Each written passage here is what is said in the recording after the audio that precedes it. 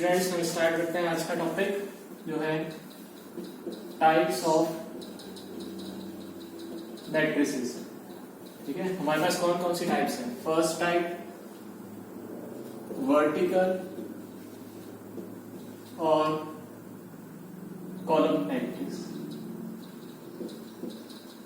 ठीक है, वर्टिकल और कॉलम मैट्रिक्स का मीनिंग क्या है। वर्टिकल से क्या समझ में आ रहा है, इस तरह से होती है वर्टिकल 1 2 3।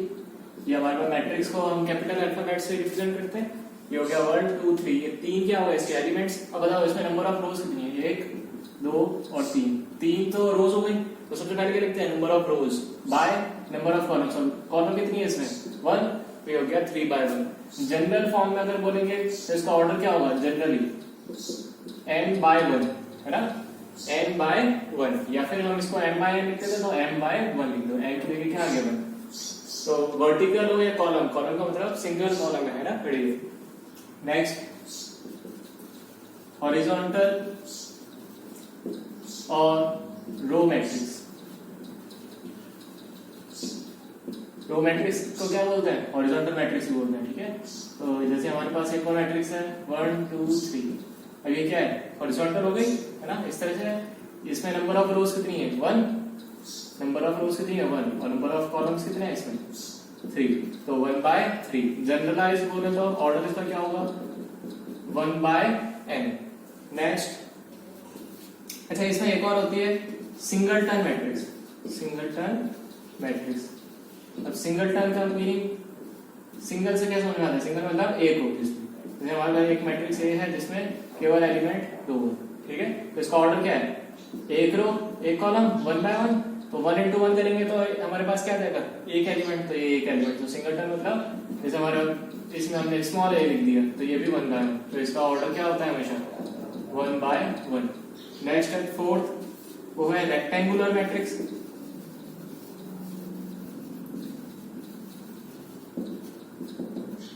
कौन सी है, रेक्टेंगुलर। रेक्टेंगल से क्या समझ में आता है, रेक्टेंगल में क्या होता है, जो साइड्स होती हैं वो क्या होती हैं, इक्वल नहीं होती ना। जो लेंथ होती है और ब्रेड्थ होती है वो अलग अलग। तो सेम ऐसे इसमें रेक्टेंगल में भी क्या होगा, रेक्टेंगुलर मैट्रिक्स में भी क्या होगा। जैसे हमारे पास रोज मैंने मान ली 3 है, तो 1 2 3 ये 3 हो गए, और एक और ले लो 4 5 6 ये हो गया है ना। तो कॉलम्स कितने हो गए 2, रोज कितनी हो गई 3। सबसे पहले कौन लिखते हैं, number of rose by number of columns. तो 3 into 2 6 एलिमेंट्स हैं, नंबर ऑफ रोज कितनी है 3, नंबर ऑफ कॉलम्स कितने हैं 2। तो ये भी क्या है हमारी रेक्टेंगुलर मैट्रिक्स। रेक्टेंगुलर क्यों, जो m है इसका है ना, नंबर ऑफ रोज है और नंबर ऑफ कॉलम्स है वो क्या है, अलग अलग है। सिमिलरली इसको मैं इस तरीके से भी लिख सकता हूँ 1 2 3 4 5 6। ये क्या हो गए 2 by 3, नंबर ऑफ रोज 2 और नंबर ऑफ कॉलम्स 3 है ना, 2 by 3। तो इसका जो जनरल ऑर्डर होगा वो क्या होगा m by n, where m not equals to n।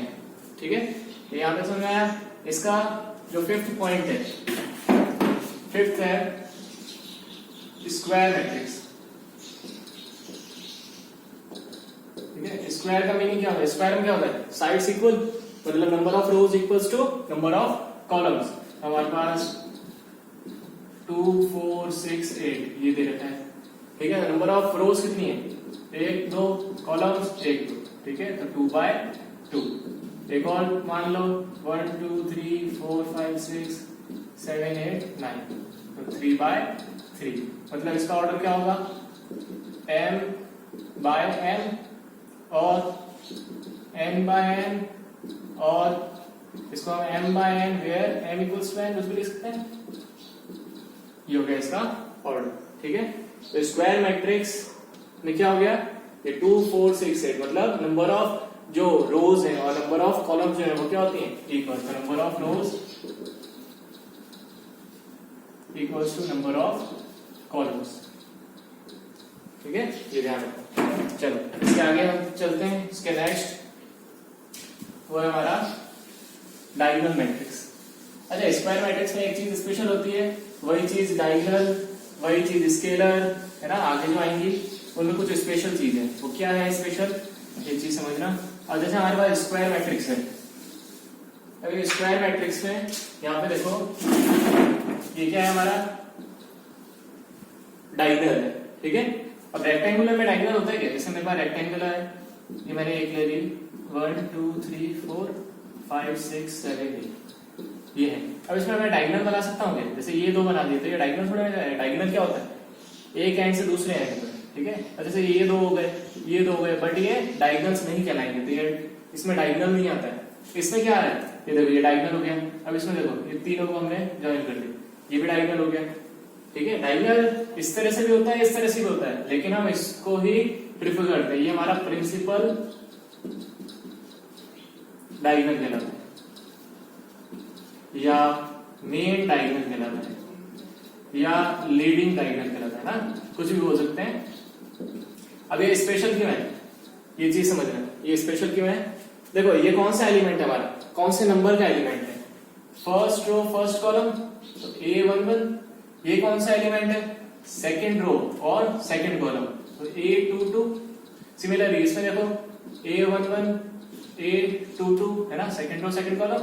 फिर ये third row third column, A33। तो A11 A22 A33, तो प्रिंसिपल डायगोनल में क्या आ जाता है हमारे?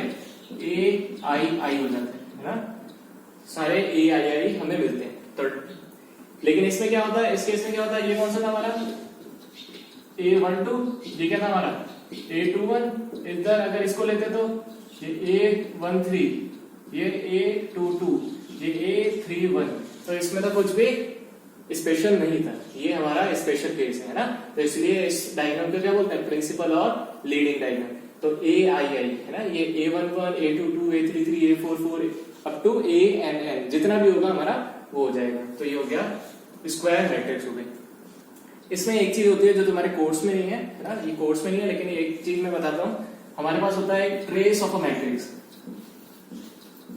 ट्रेस ऑफ अ मैट्रिक्स है ना। किसी मैट्रिक्स का अगर ट्रेस निकालना है तो हमेशा कब निकलेगा? जब जिसमें डायगोनल होगा, है ना। अब डायगोनल किसमें होगा? ऑलवेज स्क्वायर मैट्रिक्स में होगा। तो ट्रेस ऑफ मैट्रिक्स निकालना तो क्या होता है? ट्रेस ऑफ मैट्रिक्स होता है सिग्मा AII। सिग्मा AII का मतलब डायगोनल के जितने भी नंबर्स हैं, जितने भी एलिमेंट्स हैं, उनका सबका समेशन कर दो, ठीक है। सिग्मा क्या डिनोट करता है? समेशन। तो summation of diagonal elements AII, principal diagonal elements का जो सम होता है उसको बोलते हैं ट्रेस ऑफ मैट्रिक्स, ठीक है। तो ट्रेस ऑफ मैट्रिक्स ध्यान रखना, इसको इस तरह से लिखते हैं PR। जैसे अगर मैं ये की बात कर रहा हूं तो TRA कितना हो गया? ये 2 + 8 that is 10। PR of B क्या हो गया? अगर हम इसकी बात करें 159, 1 + 5 + 9 ये हो गया, ये कितना हो गया? 15 हो गया। ये हमारा ट्रेस ऑफ मैट्रिक्स हो जाएगा, ठीक। अब इसके बाद आगे चलते हैं।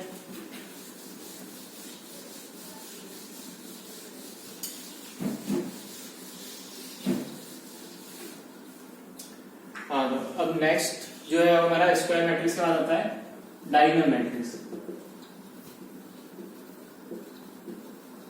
अब डायगोनल से समझ में आता है इसका ऑर्डर क्या होना चाहिए। डायगोनल किसमें आता है अभी भी बताया था, स्क्वायर मैट्रिक्स में। तो इसका ऑर्डर हमेशा n/n या m/n है ना। तो मैंने ले लिया एक मैट्रिक्स ले ली 2/2, ये 2/2 ऑर्डर तो मुझे पता चल गया। मैंने कहा ऑर्डर क्या होगा? m/m या n/n। अब स्क्वायर तो मैट्रिक्स होगी, लेकिन अब डायगोनल का मीनिंग क्या है? डायगोनल का मतलब ओनली डायगोनल एलिमेंट्स होंगे, उसके अलावा सब 0। तो 3 2 ये ले लिया, बाकी सब 0 कर दो। तो डायगोनल के एलिमेंट्स के अलावा सब क्या हो जाएंगे? 0 हो जाएंगे। सिमिलरली इसी तरीके से मैं 3/3 का बनाऊं, ये हो गया हमारा 1 2 3 0 0 0 0 0 0, ये सब 0 हो जाएंगे। तो डायगोनल एलिमेंट्स के अलावा सब 0, ठीक है। इसमें ऐसा नहीं है कि डायगोनल के एलिमेंट्स 0 नहीं हो सकते, है ना। 4 है, ये 0 है, ये 0। डायगोनल के एलिमेंट्स भी 0 हो सकते हैं, बट इसकी कंडीशन क्या है डायगोनल मैट्रिक्स की? Elements except diagonals, diagonal elements are always 0, ठीक है। Elements except diagonal elements are always 0, मतलब डायगोनल के अलावा जितने भी होंगे वो सारे के सारे 0 होंगे। इनमें कोई कंडीशन नहीं, इसमें 0 हो भी सकता है और नहीं भी हो सकता। इसके बाद नेक्स्ट आता है हमारा scalar matrix.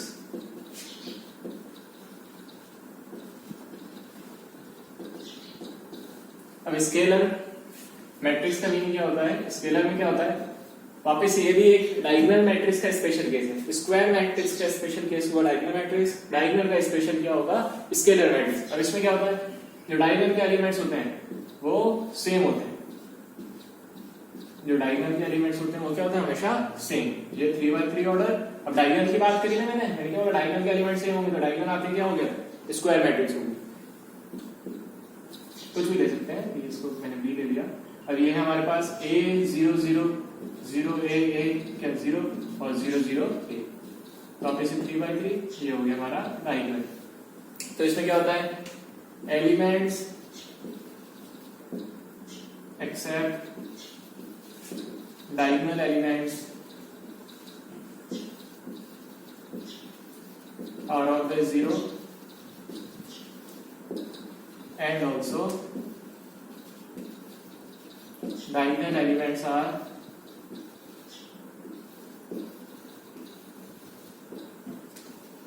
equal or same। ठीक है, ये हमारी स्केलर मैट्रिक्स है। स्केलर का ही स्पेशल केस है आइडेंटिटी और यूनिट मैट्रिक्स। स्केलर का ही स्पेशल केस है आइडेंटिटी और यूनिट मैट्रिक्स। अब आइडेंटिटी मैट्रिक्स को हमेशा आई से डिनोट करते हैं, किससे, आई, कैपिटल आई से डिनोट। हमेशा मैट्रिक्स को कैपिटल अल्फाबेट से रिप्रेजेंट करते हैं, तो ये कैपिटल आई से इसको रिप्रेजेंट करें। अब इसका स्पेशल है, इसका मतलब इसमें कुछ ना कुछ डायगोनल के एलिमेंट सेम रहेंगे, डायगोनल्स के अलावा जो दूसरे होंगे वो सब जीरो होंगे। तो इसमें स्पेशल क्या है, जो डायगोनल के एलिमेंट्स होते हैं वो ऑलवेज वन होते हैं। यूनिट का मतलब क्या होता है, वन, डायगोनल के एलिमेंट्स ऑलवेज वन, इसके अलावा सब क्या हो गए, जीरो, जो कि हमारा 3x3।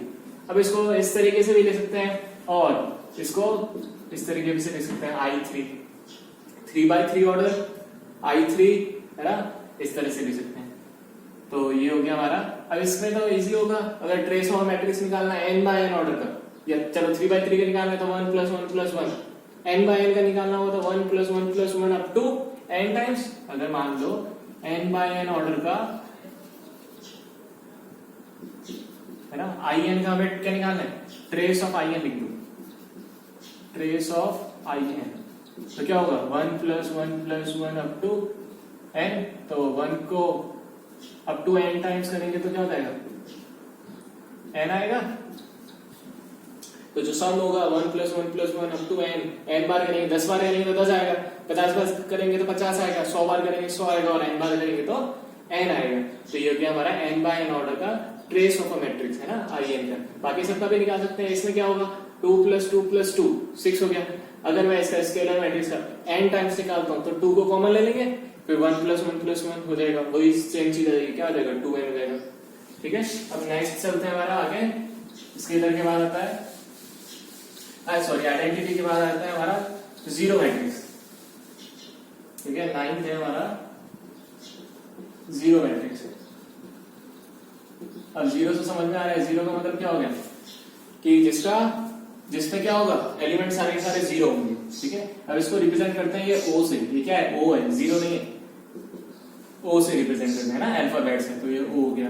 अब इसमें हम 0 0 0, इसमें डायगोनल का कोई रोल नहीं है, क्योंकि सारे एलिमेंट जीरो होंगे, तो हम कैसे भी बना सकते हैं इसको, ये 1/3 हो गया है ना। तो इसको मैं 0 0 0 0 इस तरह से 2/2 भी हो सकता है, मतलब इसका ऑर्डर क्या हो सकता है, m/n, कुछ भी हो सकता है इसका ऑर्डर। ठीक है, इसका डायगोनल का है ना, आइडेंटिटी का, स्केलर का, डायगोनल का, स्क्वायर का, सब हमेशा क्या होता है ऑर्डर, m/n या n/n, मतलब स्क्वायर मैट्रिक्स होती है। जीरो मैट्रिक्स में कुछ भी हो सकती है, m/n हो सकता है। नेक्स्ट है हमारा ट्रायंगुलर मैट्रिक्स। ट्रायंगुलर मैट्रिक्स में क्या होगा, ट्रायंगुलर मैट्रिक्स में ट्रायंगल बनेगा, ऑब्वियस सी बात है। अब कैसे बनेगा, अब इसमें भी दो टाइप है, एक है अपर और अपर ट्रायंगुलर, एक आता है लोअर है ना। एक मैं बता रहा हूं, एक तुम अपने आप समझ लेना। तो अपर ट्रायंगुलर में क्या होगा, इसमें 1 2 3 4 5 6 बाकी सब 0, मतलब ये ट्रायंगल बना हमारा, ठीक है, कौन सा वाला ट्राइंगल, ये देखो ये 1 4 5 6 3 2, ये हमारा क्या हो गया, ट्राइंगल बन गया। तो ये ट्राइंगल का बना है, ऊपर की तरफ बना है, नीचे की तरफ नहीं बना है ना, तो ये हो गया हमारा अपर ट्राइंगल। ठीक है, ट्राइंगल के अलावा जितने भी बाकी सारे एलिमेंट्स होंगे वो क्या हो जाएंगे, जीरो। ठीक है, ट्राइंगल के अलावा जितने भी बाकी सारे एलिमेंट्स होंगे वो क्या हो जाएंगे, जीरो। तो एलिमेंट्स बिलो डायगोनल, ये क्या है, डायगोनल है, डायगोनल के नीचे वाले क्या है, below diagonal are always zero.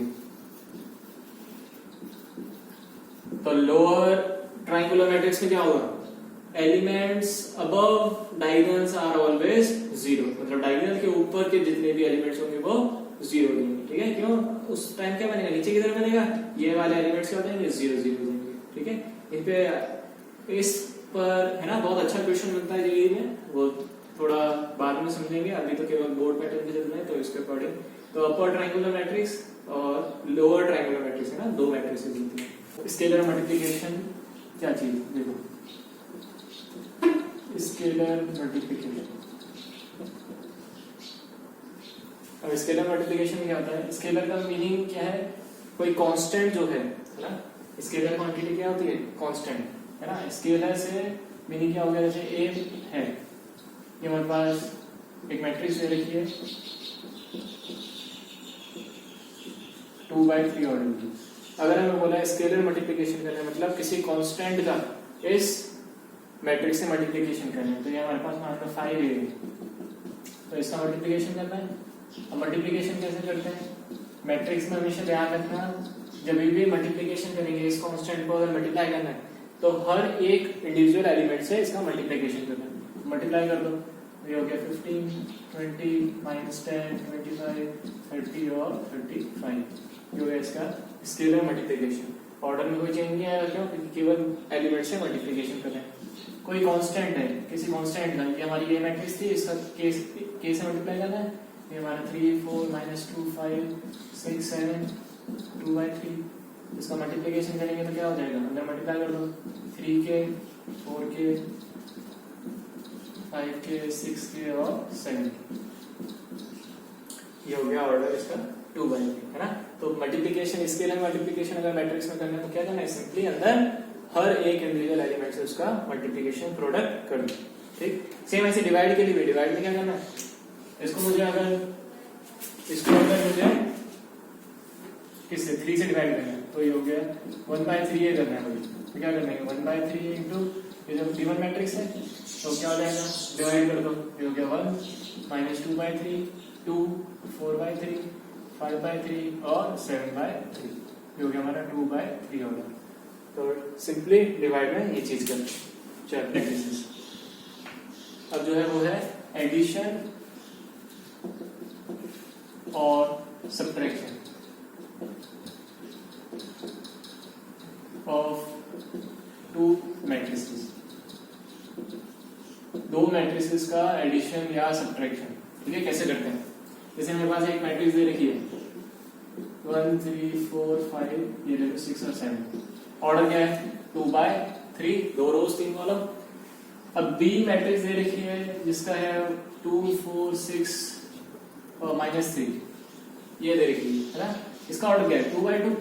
अब इन दोनों को मैं ऐड कर सकता हूँ क्या, है ना, नहीं कर सकता। कैसे, ये मान लो x y z, ये x y, अब ऐड कैसे करें इसको, नहीं कर सकते। अब मुझे नहीं पता ये x और y है कि y और z है या x और z है ना, तो हम इसको ऐड नहीं कर सकते। हमें याद हो तो हमने क्या किया था, ये x y z हम इस तरह से मानते थे, तो उनके कोफिशिएंट्स थे, तो सेम ऐसे ये भी कोफिशिएंट्स है। अब हमें नहीं पता वेरिएबल्स कौन से हैं, तो हम इन दो को ऐड नहीं कर सकते। हमें क्या करना पड़ेगा, ऐड या सब्ट्रैक्ट करने के लिए हमेशा जो ऑर्डर है वो क्या होना चाहिए, इक्वल, तो मतलब इसको भी इसी ऑर्डर का होना चाहिए। तो 2 4 ये था, इसके अलावा 0 और -5, अब क्या हो गया 2/3 ऑर्डर हो गया। अब इन दोनों को ऐड करते हैं, ऐड कैसे करेंगे, सिंपल, हम जैसे ऐड करते हैं, अब जो एलिमेंट जिस पोजीशन पे है, ये है हमारा A11, ये है हमारा B11, इन दोनों को ऐड कर दो, ये A12 B12, तो ये हो गया हमारा 7, इसको और इसको 6 4 और 6 10 5 और -3 2 7 और -5 2, ये हमारा हो गया ऑर्डर 2/3। तो मतलब एडिशन करने के बाद क्या मतलब है, सेम ऑर्डर का। तो दो सेम ऑर्डर के जो मैट्रिसेस हैं वही ऐड और सब्ट्रैक्ट होते हैं, उन दोनों का जो एडिशन है वो भी उसी ऑर्डर का आएगा। अगर मुझे इन दोनों का सब्ट्रैक्शन करना है, a माइनस बी करना है, तो क्या हो जाएगा, देखो इधर ध्यान देना, पहले कैसे लिखेंगे 1 माइनस 2। अब समझने के लिए जो डायरेक्ट कर सकते हैं वो डायरेक्ट कर लेना, जिसके मिस्टेक होती है वो मिस्टेक मत करना, अलग अलग लिखना। तो ये हो गया 1 माइनस 2, 3 माइनस 4, 6 माइनस 0। मैं सबके इजी के लिए बता रहा हूँ, नहीं तो डायरेक्ट लिख सकते थे। 4 माइनस 6, 5, और देखो माइनस और माइनस क्या हो जाएगा, +3। नेक्स्ट सेम ऐसे 7 माइनस माइनस प्लस, तो गया 2/3। मिस्टेक नहीं होनी चाहिए, बस ये याद रखना, -2 -1 8 6 और 12, ऑर्डर सेम 2/3। अब हमारे पास कभी ऐसा भी क्वेश्चन आ जाता है कि हमें a प्लस बी मैट्रिक्स दे रखी है, a माइनस बी मैट्रिक्स दे दी है, हमें बोल दिया a और b फाइंड करो। तो क्या करना है, इसको और इसको, जैसे हमारे पास होता है x plus Y equals to 6 है, x minus Y equals to मान लो 10 है, तो हम क्या करते थे, एलिमिनेशन, इन दोनों को ऐड कर देते थे। सेम ऐसे ही इन दोनों को ऐड कर दो, a plus B minus B को, b और b कैंसिल।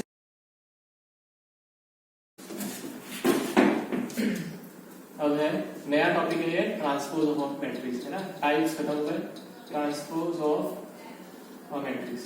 किसी मैट्रिक्स का अगर हमें ट्रांसपोज करना है, ठीक है, ये मेरे पास एक मैट्रिक्स दे रखी है 1 2 3 4 5 6, कुछ भी हो सकती है, ये हम रैंडम नंबर्स ले रहे हैं 1 2 3 4 5 6। ये इसका ऑर्डर क्या है, 3/2। कैसे 3, कैसे 3 रोज 2 कॉलम, बार बार समझा दिया, समझ लेना 3/2। तो ट्रांसपोज ऑफ मैट्रिक्स ऑर्डर है इसका 3/2। ट्रांसपोज अगर निकालना है, ये हमारा एक मैट्रिक्स गिवन है, इसका ट्रांसपोज निकालना है। ट्रांसपोज क्या होता है, एलिमेंट्स ऑफ रोज और interchanges two elements of columns. तो मतलब रो के जो, जैसे ये रो है, इसके किस में कन्वर्ट हो जाएंगे, कॉलम में, और कॉलम के किस में कन्वर्ट हो जाएंगे, रो में। अब 3/2 है, अगर मैं रो को कॉलम में और कॉलम को रो में कन्वर्ट करता हूं तो क्या हो जाएगा, 3/2 का क्या हो जाएगा 2/3। तो इसको पहली बात तो रिप्रेजेंट कर सकते हैं a की पावर t या फिर a डैश, ठीक है। तो ये किस तरह से बन जाएगा हमारा, अब 1 2 इधर था, ये फर्स्ट रो होती है, इसको फर्स्ट कॉलम बना दो, ये सेकंड रो है, इसको सेकंड कॉलम बना दो, थर्ड रो है, थर्ड कॉलम बना दो। अब देखो इसमें नंबर ऑफ रोज कितने होंगे, 2, नंबर ऑफ कॉलम्स कितने हो गए, 3, तो 2/3 इसका ऑर्डर हो गया। तो a ट्रांसपोज और a डैश ये हो गया हमारा 1/2, क्या 1 2 3 4 5 6, तो 2/3 ऑर्डर। तो ऑर्डर क्या हो जाता है, चेंज हो जाता है ना, इंटरचेंज हो जाता है।